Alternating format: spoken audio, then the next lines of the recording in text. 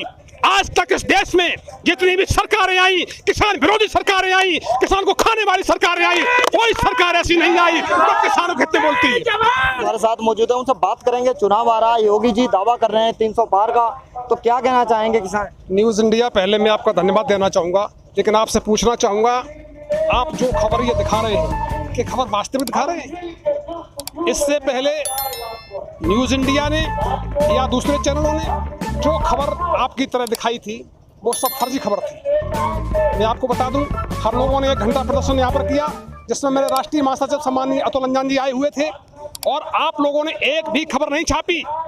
मैं पूछना चाहता हूँ, आप ड्रामा क्यों करते हैं? ऐसा ये ड्रामा गलत है। आप भी किसान के बेटे हैं, हम भी किसान के बेटे हैं।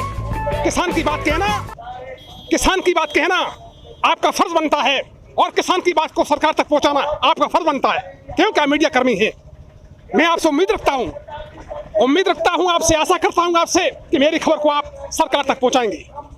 अभी 15 अगस्त को हमारे देश के प्रधानमंत्री ने लाल किले भाषण दिया, और भाषण चला 90 मिनट तक। 90 मिनट के अंदर हमारे देश के प्रधानमंत्री ने ये नहीं कहा कि हमारा किसान सीमा पर बैठा हुआ है, चाहे वो सीमा हमारे गाजीपुर बॉर्डर की हो, या सिंगू बॉर्डर की हो, या फिर और बॉर्डर की हो। 15 अगस्त पर क्या हुआ था? 15 अगस्त को दिल्ली में झंडा फहराने की बात हो रही, तिरंगा दिल्ली में फहराएंगे, फिर दिल्ली में क्यों नहीं आप लोग जो है? हमारा दिल्ली में जाना और हमारे किसानों की तरफ से कोई बदतमीजी करना, ये एक बहुत ही निंदनीय काम था। इसलिए हमारे किसानों ने कोई ऐसा कदम नहीं उठाया जो सरकार के खिलाफ हो। लेकिन ये सरकार इतनी गिर चुकी है, इस सरकार के मंत्री इतने गिर चुके हैं कि 9 महीने के अंतराल के बाद सरकार का कोई भी मंत्री, यहाँ तक कृषि मंत्री, इसलिए चुना जाता है कि तुम पूरे देश के किसानों की खबर लो। लेकिन हमारे देश का कृषि मंत्री आज तक इस सीमा पर क्यों नहीं आया? किसानों की कोई बात क्यों नहीं सुन रहा है? मैं आपको बता देना चाहूँगा, कृषि मंत्री तो लगातार यही कह रहे हैं कि जो है ये बिल जो है किसानों के हित में है, लगातार वो यही कहते आ रहे हैं 9 महीने से। उनके कहने से कुछ नहीं होता है, वो जो कुछ कहते हैं झूठ बोलते हैं, क्योंकि वो एक कृषि मंत्री हैं। अगर उनको किसानों की गरीबी देखना है तो गांव में जाइए। किसान किस बदाल सूरत में जी रहा है, आप गांव में जाइए। किसान की हकीकत देखनी है तो गांव में जाइए। मैं अनुरोध करना चाहूंगा आपकी मीडिया चैनल के माध्यम से कि नरेंद्र तोमर जी, कृषि मंत्री, आपको गरीबी देखना है तो गांव में जाइए, गांव के जिलों में जाइए, किसान से पूछिए। किसान से सुबह से शाम तक खेती में हल चलाता है, शाम को भैंस का चारा डालता है, और किसान कितना दुखी है। अब आप देखते हैं, हमें एक MSP लागू करने के लिए इतनी लड़ाई लड़नी पड़ रही है, लेकिन हमारी सरकार तैयार नहीं होती है।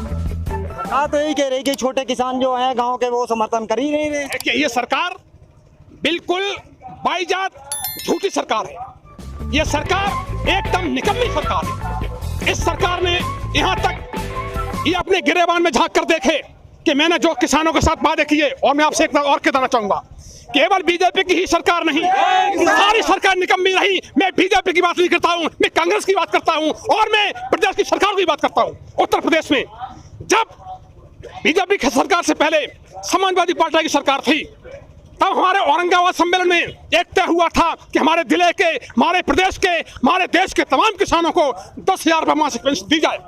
लेकिन मैं आपको बता देना चाहूंगा इस चैनल के माध्यम से, ए देश की सरकार हो, ए प्रदेश की सरकार हो, तुम गद्दार सरकार हो। तुमने किसानों के नाम पर सारा देश खा लिया, और हमारे किसानों को पेंशन के नाम पर 10 पैसा नहीं दिया। एक 60 साल का मजदूर एयरपोर्ट बेच दिए और बंदर बेच दिए। एक 60 साल का किसान, मैं आपको बता दूं, सरकारी कर्मचारी जब 60 साल के बाद रिटायर होता है, तब सरकार उसको 20,000 रुपये मासिक पेंशन देती है। और जब मेरा किसान रिटायर हुआ 60 साल के बाद, तो सरकार ने क्या दिया?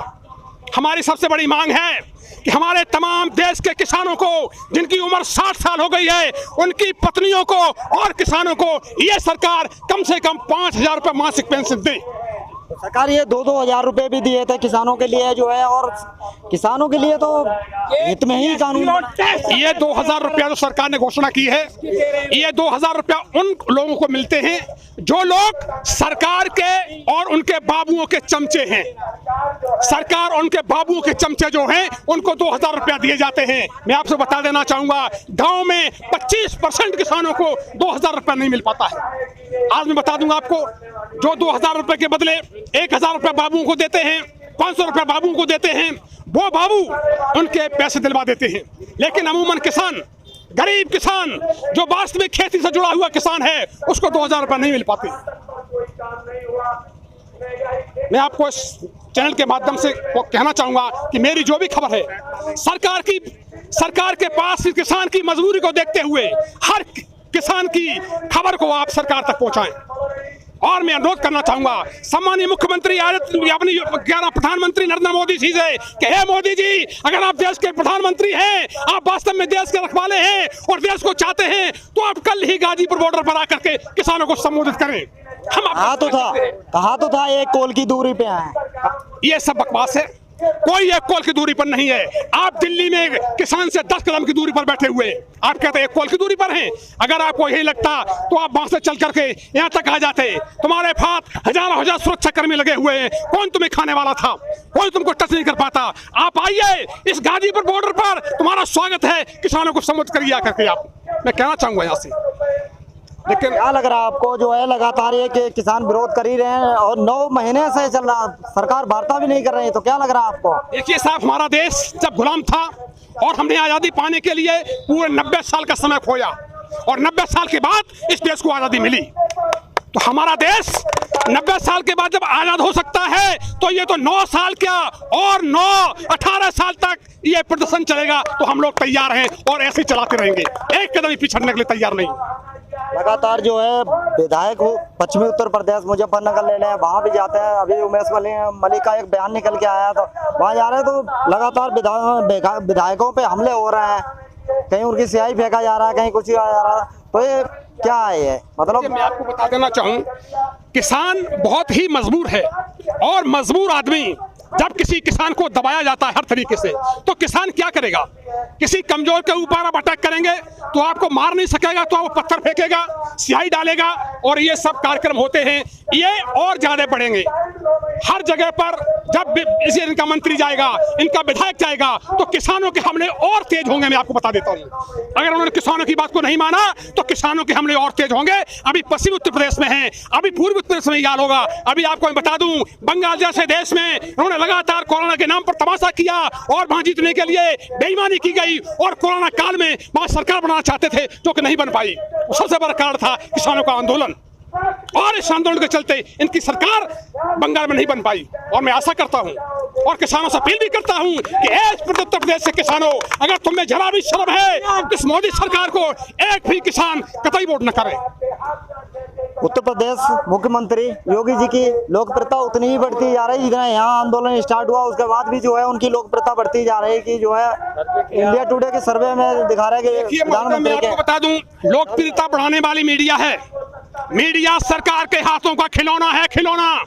इससे पहले सरकार ने एक बहुत बड़ा सम्मेलन किया था दिल्ली के अंदर, और इसमें 11 करोड़ रुपया मीडिया कर्मियों को दान में दिए थे, खिलाए गए थे। वो मीडिया हमारे देश की बिकाऊ है।